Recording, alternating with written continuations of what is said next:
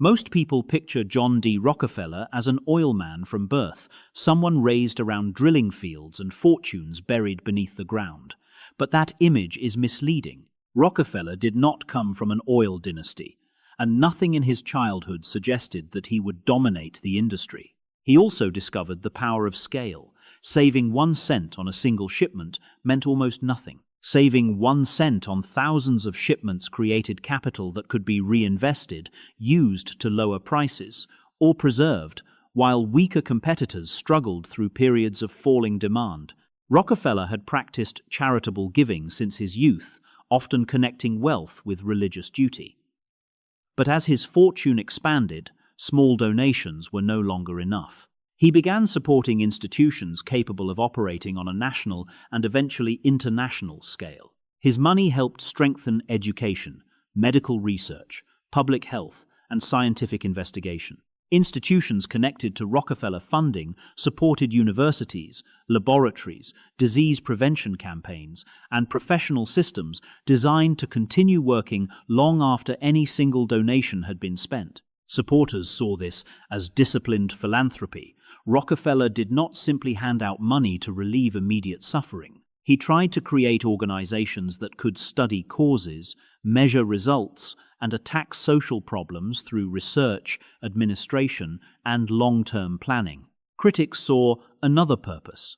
Philanthropy softened the image of a man associated with monopoly, secret rebates, and concentrated corporate power. Buildings, universities, and medical institutions could accomplish real public good, while also reshaping how future generations understood the Rockefeller name. The evidence does not support the claim that his giving was nothing more than public relations. Rockefeller had donated money before Standard Oil became infamous, and his religious beliefs clearly influenced his view that wealth carried moral obligations. But it would be equally naive to pretend reputation played no role. Rockefeller understood institutions. He knew that money invested in universities, foundations, and medical research could become influence more durable than control over any single company. Like the Medici centuries earlier, Rockefeller converted commercial wealth into public institutions. The form had changed, from churches and paintings to laboratories and universities, but the underlying transformation remained familiar. Money became institutions, and institutions became legitimacy. Popular history often asks whether Rockefeller was a hero or a villain. That question is too simple. He was an extraordinarily disciplined builder who created real efficiency, but he also helped construct a system powerful enough to weaken the competition that made markets dynamic. Rockefeller did not become rich because he discovered oil. He became rich because he controlled refining, transportation, storage, distribution, and information. He understood that the greatest power often belongs not to the owner of the resource, but to the owner of the system surrounding it. Standard Oil did not win through corruption alone. Its scale, accounting, quality control, and reinvestment gave it genuine advantages. But those strengths were combined with secret rebates, aggressive consolidation, and structural control that made fair competition increasingly difficult. Transportation became especially important. A business could produce an excellent product and still fail if freight costs were too high. Railroads, warehouses, shipping schedules, and negotiated rates were not secondary details. They could determine which company reached customers cheaply and which company disappeared. The company also proved that low prices do not settle every argument about monopoly. Consumers may benefit in the short term while the market loses rivals, alternatives, and future pressure to innovate. Efficiency is valuable, but efficiency without competition can become private power without restraint. The breakup of Standard Oil did not erase Rockefeller's fortune because antitrust law was not designed to punish wealth itself. Its purpose was to dismantle a structure that concentrated too much control and to restore the possibility of competition. Rockefeller's final legacy is not simply oil, monopoly, or philanthropy. It is a warning about systems. The most durable fortunes are built by controlling choke points, and the most durable reputations are built by turning money into institutions. John D. Rockefeller did not merely build an oil company. He built a private empire so powerful that America was forced to decide how much control one man and one corporation should be allowed to possess. Rockefeller carried these lessons into every venture that followed. He studied costs with unusual patience, recorded nearly every transaction, and treated uncertainty as something that could be reduced through information. When the oil industry exploded, he would not see only barrels of crude. He would see margins, transportation, waste, and control. In 1859, oil was discovered near Titusville, Pennsylvania, and the region erupted into speculation. Men rushed west, hoping to strike underground fortunes. Wells appeared almost overnight. Prices swung violently, and entire businesses could rise or collapse depending on what came out of the ground. Rockefeller watched the frenzy from Cleveland, but he did not join the race to drill. Finding oil required large investments, favorable geology, and luck. A successful well could produce enormous wealth, but a dry hole could erase years of savings in a matter of weeks. Refining offered a different kind of opportunity. Crude oil could be purchased from many producers, processed into kerosene, and sold to households that needed reliable lighting. The work remained dangerous and competitive, but its costs, equipment, labor, and output could be measured far more carefully. Cleveland gave Rockefeller another advantage. The city was connected to railroads, waterways, manufacturing shops, and major markets. Oil could arrive from Pennsylvania, be refined near transportation routes, and then move toward cities, ports, and customers across the United States and overseas. In 1863, Rockefeller and his partners entered the refining business. He focused on reducing waste, improving consistency, negotiating transportation, and finding uses for products that other refiners discarded. He was not trying to guess where the next great oil field would appear. He was building a system that could profit from the discoveries of many other men. That decision revealed his first great principle of power. Owning the resource is not always as valuable as controlling the point through which the resource must pass. By 1870, Rockefeller and his partners had created the Standard Oil Company of Ohio. The name itself revealed the ambition. In an industry known for unstable quality, careless handling, and frequent accidents, Rockefeller wanted customers to associate his product with consistency, safety, and reliability. He was born in 1,839 inches, Richford, New York, into a family that lived modestly and moved often. His father, William Avery Rockefeller, traveled selling questionable remedies and presenting himself as a man who could turn persuasion into profit. Standard Oil attacked waste at every stage of production. The company purchased crude oil in large quantities, negotiated better prices for materials, and carefully measured how much kerosene could be produced from each barrel. Small improvements were repeated across a growing volume of business. Rockefeller also reduced dependence on outside suppliers. Standard Oil built or controlled workshops that produced barrels, storage tanks, and other essential equipment. Every function brought inside the company created another opportunity to reduce cost, improve coordination, and prevent delays caused by unreliable contractors. Other refiners often discarded the substances left after producing kerosene. Standard Oil searched for profitable uses. Petroleum byproducts could become lubricants, wax, fuel, and other commercial materials. What competitors treated as waste became another source of revenue, allowing Standard to earn more from every barrel. Quality control became another advantage. Poorly refined kerosene could smoke, smell, or even cause dangerous fires. By creating more consistent standards, Rockefeller made Standard Oil products easier for merchants to sell and more trustworthy for families who depended on kerosene after sunset. The company reinvested much of its profit instead of spending it on public displays of wealth. Better machinery, larger facilities, expanded storage, and stronger distribution created a cycle. Greater efficiency produced lower costs, and lower costs provided the capital needed for even greater scale. This matters because Standard Oil did not rise through corruption alone. It built a genuinely efficient industrial system. But efficiency and fairness are not the same thing. Once Rockefeller reduced the costs inside his refineries, he turned toward the expense that could determine the fate of every competitor: Transportation. In the early oil industry, transportation could matter more than production. Refiners needed railroads to bring crude oil into their facilities and carry finished kerosene towards cities, ports, and foreign markets. A poorly negotiated freight rate could erase the advantage of an efficient refinery. Rockefeller understood this better than most competitors. Standard Oil could promise railroads large, regular shipments instead of unpredictable orders. That reliability gave the company bargaining power, and the railroads were willing to offer favorable rates in exchange for steady business. Not every discount was automatically improper. Large customers in many industries received lower prices because they reduced uncertainty and filled more freight cars. The controversy began when discounts became secret, selective, and powerful enough to change which refiners could survive. A rebate returned part of the published shipping charge to a preferred customer. A drawback went further. Under certain proposed arrangements, a favored company could benefit from shipments made by competitors, even when those competitors paid the full public rate. His mother, Eliza, represented the opposite influence. She was deeply religious, disciplined, careful with money, and committed to charitable giving. From her, Rockefeller learned that every dollar should be accounted for, controlled, and used with purpose rather than wasted for appearances. Imagine two refiners selling nearly identical kerosene. One pays $2 to ship a barrel, while the other quietly pays much less.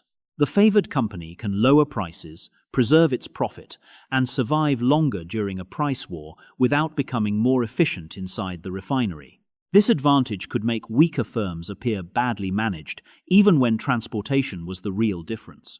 Once their profits collapsed, Standard Oil could offer to purchase them. Rockefeller had discovered that controlling freight costs could become a weapon as powerful as owning factories. But Standard Oil and the railroads soon attempted something far more ambitious than ordinary bargaining. They tried to create a private agreement that could reorganize the oil trade, stabilize railroad profits, and place selected refiners in a privileged position above everyone else.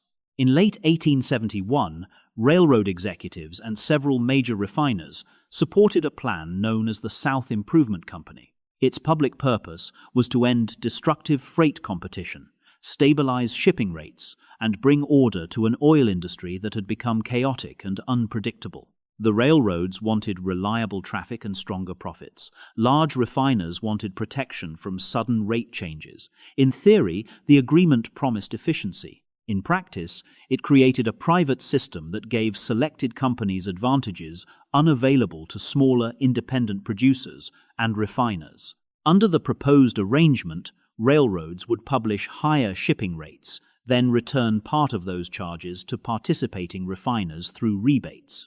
Standard Oil and other favored members would therefore pay less than competitors who faced the full public price. The most explosive provision involved drawbacks. Participating refiners could receive payments connected to oil shipped by companies outside the agreement. A smaller competitor might pay the full freight charge while indirectly creating another benefit for the very company trying to drive it from the market. When details of the agreement became public, independent oil producers reacted with fury. Meetings were organized across Pennsylvania, newspapers attacked the plan, and producers threatened to withhold oil from refiners connected to the company. The controversy quickly became a national scandal. The South Improvement Company never achieved the control its organizers intended. Public resistance forced the railroads to retreat, and Pennsylvania revoked the company's charter. It would be inaccurate to claim that the plan successfully operated as a permanent system or directly destroyed the entire independent oil industry. But the episode revealed Rockefeller's larger strategy. He did not want to defeat every competitor through ordinary price competition. He wanted to shape transportation, information, and commercial rules so completely that competitors would enter the market already at a disadvantage. It would be easy to claim that his father made him deceptive, or that his mother made him moral. History does not provide evidence that simple. What we can say is that Rockefeller grew up between instability and discipline, between risky salesmanship and strict financial order. The plan failed publicly, yet the crisis created opportunity. While producers celebrated the collapse of the South Improvement Company, Rockefeller was rapidly purchasing refinery after refinery in Cleveland. The secret agreement was dead, but the consolidation it helped accelerate had only begun. In the months surrounding the South Improvement controversy, Rockefeller began buying refineries across Cleveland at remarkable speed. The episode later became known as the Cleveland Massacre, a phrase that captured how quickly independent owners disappeared from the city's oil business. Rockefeller approached competitors with a direct choice. They could sell their plants for cash, exchange them for Standard Oil stock, or continue competing against a company with lower costs, stronger railroad relationships, and far greater access to capital. From Rockefeller's perspective, the industry contained too many inefficient refineries. Plants were operating below capacity, price wars were destroying profits, and careless production was damaging public confidence. Consolidation, he argued, would reduce waste and bring stability to the market. Many independent refiners saw the situation differently. They believed Standard Oil's transportation advantages made genuine competition nearly impossible. A purchase offer did not feel voluntary when rejecting it could lead to falling prices, rising freight costs, and eventual bankruptcy. Not every owner was ruined by selling. Some accepted Standard Oil shares instead of cash, and later became wealthy as the company expanded. Others received prices they considered reasonable. The acquisitions were real business transactions, but they occurred under an enormous imbalance of power. By the end of 1872, Standard Oil had acquired nearly every major refinery in Cleveland. It also expanded into other refining centers, including New York. In only a short period, Rockefeller had transformed a competitive local market into the foundation of a coordinated national system. The Cleveland campaign demonstrated that Rockefeller preferred control over endless rivalry. He did not want Standard Oil to remain one successful refinery among many. He wanted to combine capacity, eliminate duplication, and place production decisions under a single organized structure. But Cleveland was only one city.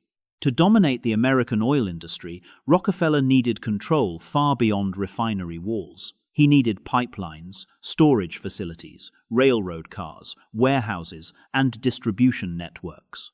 The next stage of his empire would be built around the industry's most important choke points.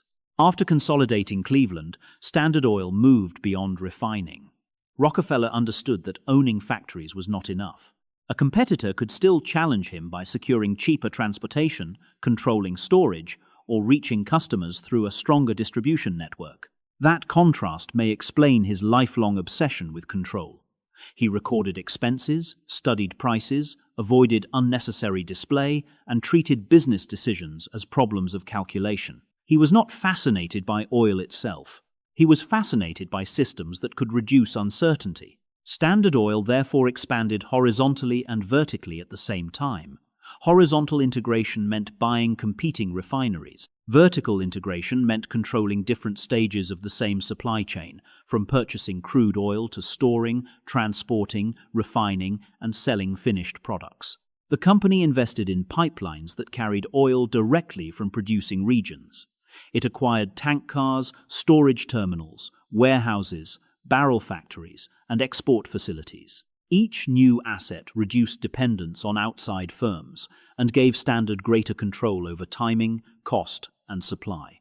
This structure created enormous advantages.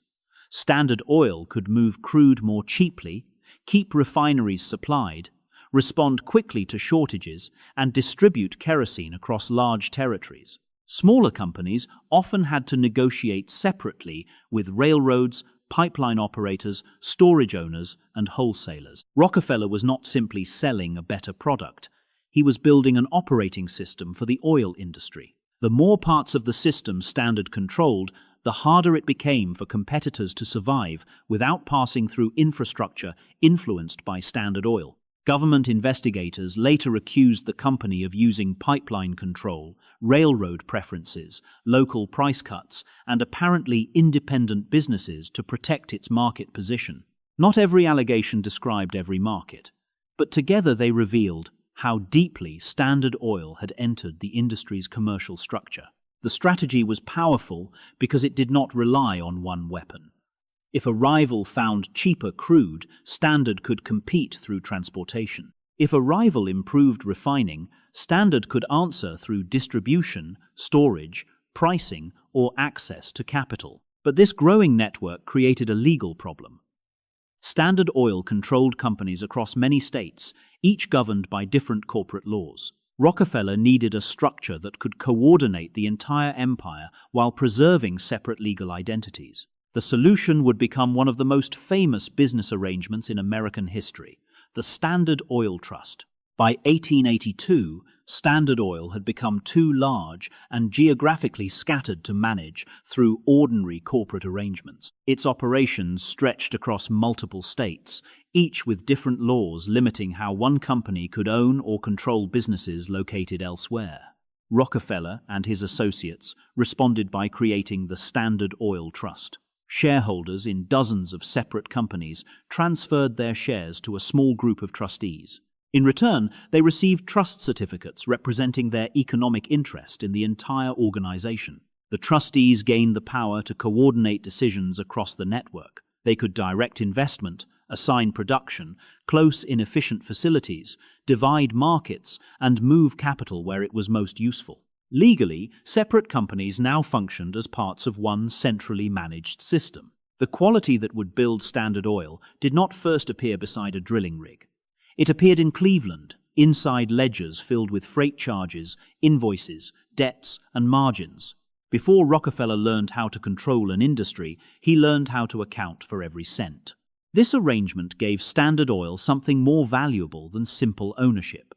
It created unified control without requiring every business to become one corporation under a single state charter. The companies remained separate on paper, while their strategy and profits were directed from the center. The trust structure also made the organization difficult for outsiders to understand. Customers, competitors, and regulators could see many company names, but the same group often controlled the important decisions behind them. Corporate complexity became another layer of protection around Rockefeller's empire.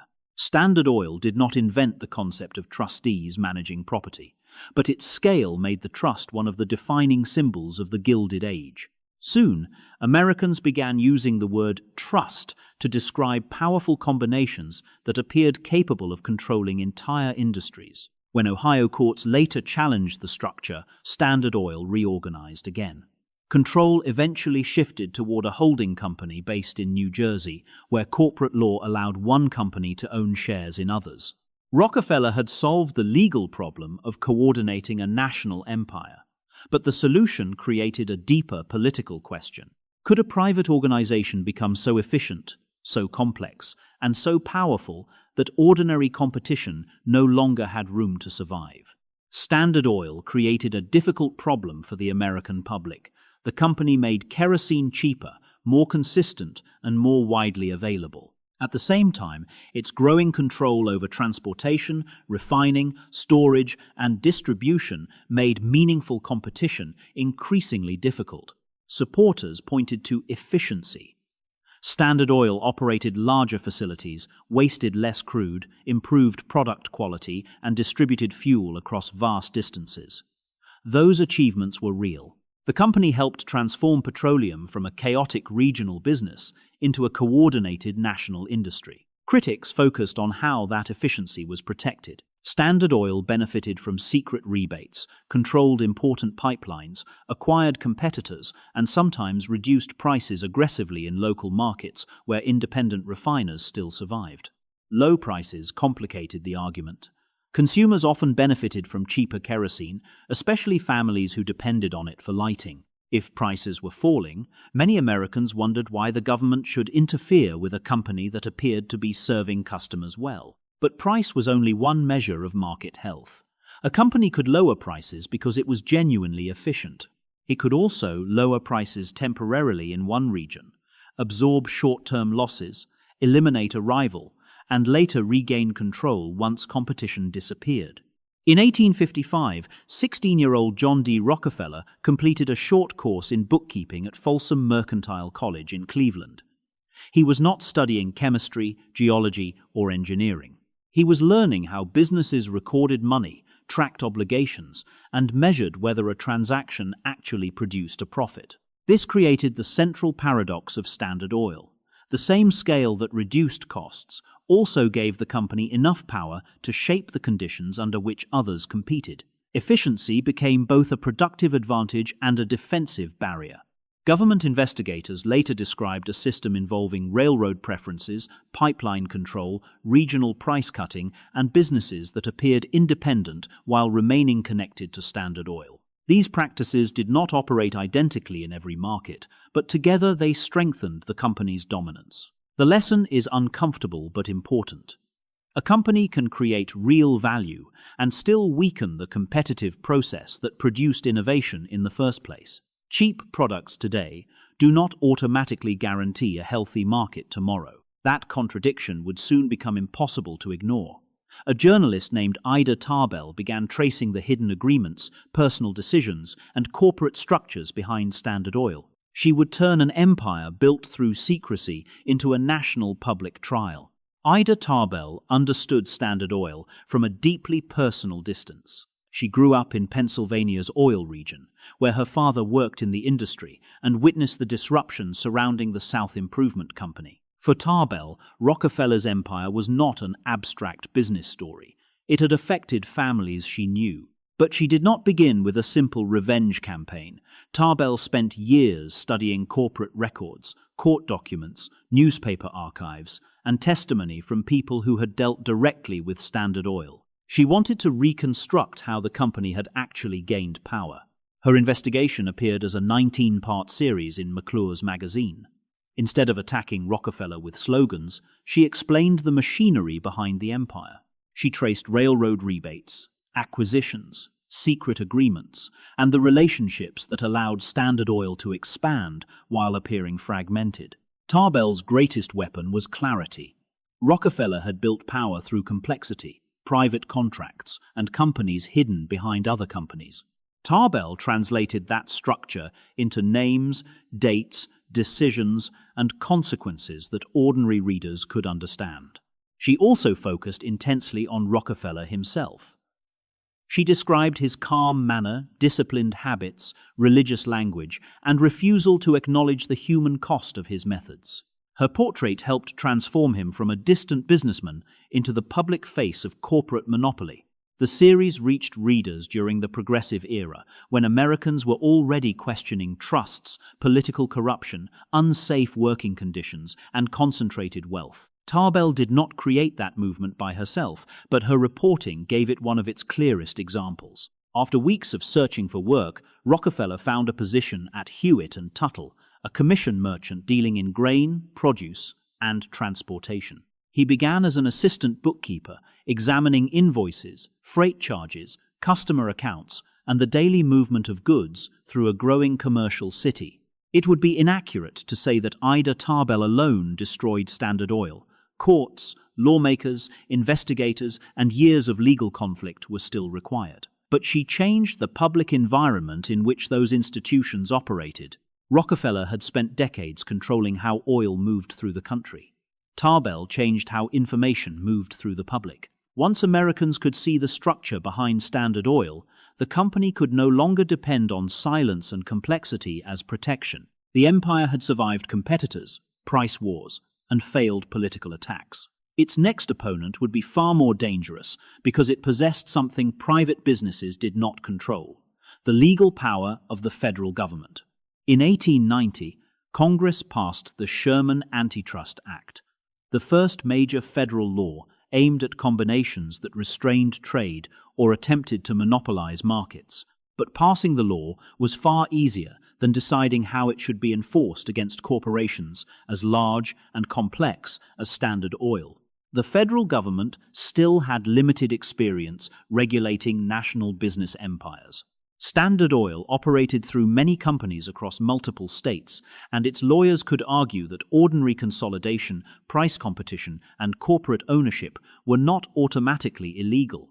Enforcement also moved slowly because the law itself was broad. Courts had to determine which agreements were reasonable, which restraints were excessive, and when business success crossed the line into unlawful monopoly. Standard Oil had decades of records, contracts, subsidiaries, and legal defenses protecting its structure. By the early 20th century, the political climate had changed. Progressive reformers demanded stronger action against trusts, while President Theodore Roosevelt made federal regulation of large corporations a national issue. The government began investigating how Standard Oil maintained control over refining, transportation, and distribution. In 1906, the federal government filed its major case against Standard Oil of New Jersey and the companies connected to it. Prosecutors argued that the organization had used acquisitions, railroad preferences, pipeline control, and coordinated pricing to suppress competition and preserve monopoly power. On the 15th of May 1911, the Supreme Court ruled that the Standard Oil combination created an unreasonable restraint of interstate commerce. The court ordered the central structure dissolved, while emphasizing that antitrust law did not prohibit every large company or every agreement affecting competition. The decision helped establish the rule of reason. Courts would examine whether a business arrangement restricted trade in an unreasonable way, rather than treating every restraint as automatically illegal. This interpretation shaped American antitrust enforcement for generations. The work taught him that revenue could be deceptive. A company might sell enormous quantities and still lose money through poor shipping contracts, waste, unpaid debts, or careless purchasing. Rockefeller learned to look beneath impressive sales figures and identify the small costs quietly consuming the business. Rockefeller had finally lost the unified empire he spent decades constructing, but he still owned valuable shares in the companies inside that empire. When Standard Oil was divided, those assets did not disappear. They were redistributed, and the result created the strangest victory of Rockefeller's career. After the 1911 ruling, Standard Oil was divided into 34 separate companies. These businesses included operations that would later become major corporations such as Exxon, Mobil, Chevron, and parts of what eventually became other large American oil companies. Rockefeller did not lose ownership of his wealth. He received shares in the newly independent companies based on the holdings he had owned in the original organization. The empire was broken apart legally, but the underlying refineries, pipelines, storage facilities, and distribution networks continued operating. Investors began valuing the separated businesses individually. Some companies possessed strong regional markets, valuable infrastructure, or promising access to growing demand. Once freed from the legal and political burden surrounding the old trust, several successor companies became highly attractive to the market. The timing was also extraordinary. America was entering the automobile age, and gasoline was becoming far more important than kerosene. A product once treated as a less valuable byproduct was turning into the fuel of the modern economy, increasing the value of many Standard Oil descendants. As share prices rose, Rockefeller's combined holdings became worth even more than his interest in the unified company had been. The government had removed his centralized control, but it had not confiscated the economic value of the businesses he helped build. This result is often presented as if the government accidentally rewarded Rockefeller. That interpretation is misleading. The purpose of the ruling was to restore competition and eliminate an unlawful structure, not to seize private property or deliberately destroy the wealth of shareholders. The breakup changed who controlled decisions, how companies competed, and how markets could challenge them. It did not erase decades of infrastructure, technical knowledge, customer relationships, or productive capacity. Those assets remained valuable regardless of the legal form surrounding them. Rockefeller lost the single machine he had spent years constructing, yet he retained ownership across many of its pieces. The strangest chapter of his career was now complete. The man whose empire had been dismantled emerged wealthier, while America entered a new debate over what should happen to fortunes built through monopoly power. By the time Standard Oil was broken apart, Rockefeller had already stepped away from daily management. His attention increasingly shifted from building industrial power to deciding how an enormous private fortune should be distributed, organized, and remembered.